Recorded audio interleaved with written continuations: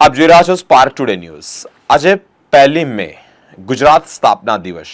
Bharatiya Janata party Amod શહેર દ્વારા ઘર ઘર પ્રચારનું આમોદ જંબુસર ધારાસભ્ય શ્રી ડીકે સ્વામીની આગેવાનીમાં શુભારંભ કરવામાં આવ્યો છે। મોટી સંખ્યામાં આમોદ નગર ભારતીય જનતા પાર્ટીના ચૂંટાયેલા સદસ્યશ્રીઓ, સંગઠનના સદસ્યશ્રીઓ, વિવિધ મોરચાના હોદ્દેદારો અને મોટી સંખ્યામાં કાર્યકર્તાઓ ઉપસ્થિત રહ્યા હતા।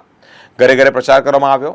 સાથે જ અબકી બાર 400 પારના નારા સાથે જનતા ने पण नया भारत मोदी साहेबનું સ્વપ્ન સાકાર કરવાનું વચન આપવામાં આવ્યું। આખા કાર્યક્રમમાં ધારાસભ્ય ડીકે સ્વામી સહિત ભાજપા મહામંત્રી પ્રમોદભાઈ કાછિયા, પટેલ કમલેશભાઈ, સતેશ પરેશભાઈ મહેતા, કમલેશભાઈ સોલંકી, નગરપાલિકા પ્રમુખ તેમજ માજી ઉપપ્રમુખ ઉષાબેન પટેલ, કારોબારી અધ્યક્ષ ગીતાબેન અને અનેક કાર્યકર્તાઓ જોડાયા હતા। આજ રોજ તારીખ 1 મે ગુજરાતનો સ્થાપના દિવસ છે।